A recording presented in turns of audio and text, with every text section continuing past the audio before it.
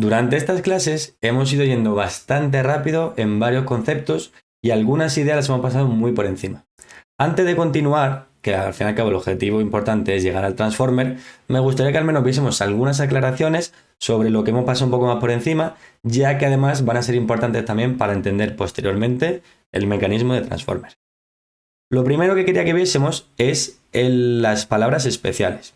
Aquí el codificador tiene una palabra que entra en la capa de entrada y luego la red neuronal. La red neuronal recibe algo por debajo y envía algo hacia la derecha. Pero en este caso la red neuronal solamente vemos que envía hacia la derecha, no recibe nada. Y esto es una simplificación, realmente sí que está recibiendo palabras. ¿Y cuál es la palabra que recibe esta red neuronal? La primera palabra es una palabra especial o un token especial que suele ponerse como SOS de Start of Sequence. Como todavía no hemos traducido nada, no hay ninguna palabra que le vamos a pasar a la red neuronal. Entonces se le pasa este token o esta palabra especial para decirle, venga campeón, empieza a traducir. Y gracias a esta memoria y a esta palabra empieza el decodificador a traducir la frase. Y a partir de ahí ya es capaz de hacer esa primera traducción. ¿Y cuándo terminaremos la traducción o cuándo terminaremos la frase?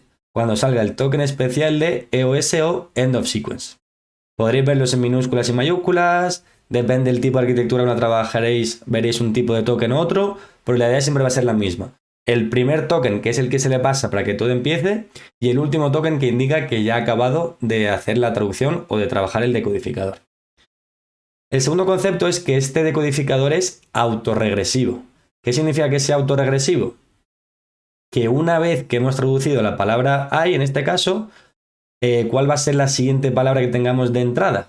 Pues la siguiente palabra que tengamos de entrada para esta segunda traducción no va a ser un token especial, sino que va a ser lo que hemos hecho ya, esa traducción. En este caso, la palabra viene a ser la capa de entrada. Red neuronal recurrente, se lo pasamos, traduce una segunda palabra y esta segunda palabra se vuelve a pasar.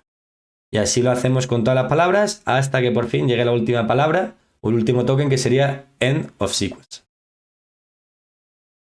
Y claro, esto es válido porque tenemos la frase de entrada, que es en español, y la frase de salida en inglés. Estamos enseñándole al modelo cómo traducir, por lo tanto tenemos lo que le pedimos y la solución. Así cuando haga su tarea podemos comparar y ver si la ha hecho bien o la ha hecho mal. Y hay un concepto que cuando hacemos un entrenamiento es el de Teacher Forcing. ¿Qué significa? Que yo sé que la frase de traducción correcta es I am on my way. Y digamos que la primera frase o la primera palabra que traduce el modelo de decodificación, en vez de es I, dice they. Una vez que haya traducido they, no le pasaremos el error a la siguiente neurona. Lo que haremos es, perfecto, como estamos entrenando y yo sé que la palabra correcta es I en vez de they, le voy a pasar la palabra correcta en vez de la que ha traducido. Y esto se conoce como Teacher Forcing. Y esto solamente lo podremos hacer cuando hagamos el entrenamiento, ya que cuando lo utilicemos para inferencia no sabremos cuál es la frase correcta. Por lo tanto, tendremos que utilizar siempre la predicción del modelo, como estamos viendo en esta imagen de aquí. A continuación, lo que vamos a hablar es un poquito del codificador bidireccional. Y esta es una pequeña vuelta de tuerca y en vez de leer solamente de izquierda a derecha, como vemos aquí la frase se lee de izquierda a derecha, añadimos una funcionalidad nueva que es también leer de derecha a izquierda. Y leemos en las dos direcciones para entender mejor el significado de la frase.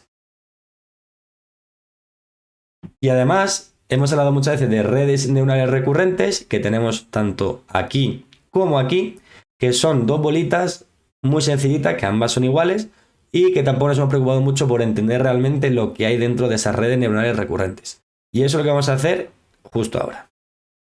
Si abrimos la tapa de esa red neuronal recurrente, tenemos la primera y la más sencillita, donde aquí obtendríamos la palabra que estamos traduciendo o entendiendo, aquí la memoria del paso anterior, la memoria que le pasamos al siguiente paso, y luego lo que saldría del estado oculto. Y esta es una aproximación muy sencillita. El siguiente innovación fue este tipo de redes neuronales recurrentes que se conocen como Long Short Term Memory. Se conocen así porque tiene dos caminos, el camino de memoria corta y el de memoria larga. Y como vemos aquí ya hay muchas más multiplicaciones, muchos más cálculos, muchos caminitos y la verdad que se vuelve un poquito más difícil de entender.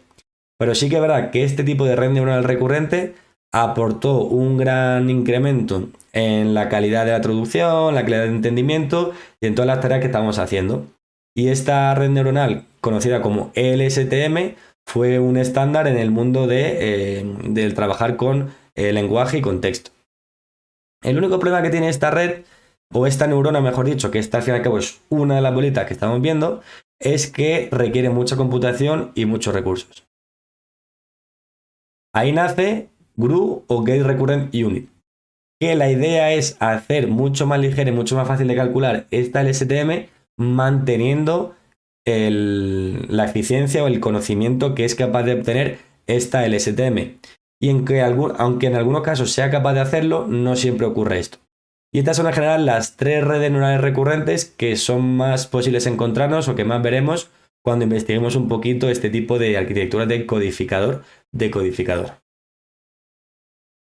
Y habiendo hecho esta aclaración y habiendo entendido ya lo que es un modelo de secuencia a secuencia, ya estamos preparados para el siguiente paso, que es llegar al mecanismo de atención. Y lo que veremos en las siguientes clases es entender cómo se calcula o cómo tenemos esa atención para saber en qué parte de la imagen o del texto enfocarnos, ya sea si estamos describiendo la imagen o traduciendo una frase. Espero que os haya gustado esta clase, que hayáis aprendido algo nuevo y nos vemos en la siguiente clase.